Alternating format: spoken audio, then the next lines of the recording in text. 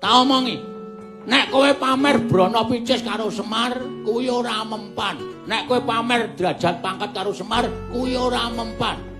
Mergo pendak dina aku gareng karo Petro ki sowan karo bapak ki mesti diparingi dawuh. Le, wong urip ki aja ngawula karo bondo donya.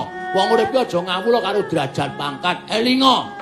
Urip ki embane kaya wong ngimpi, pati pesti jodoh kuwi tibane kaya maling ora iso dinyono-nyono.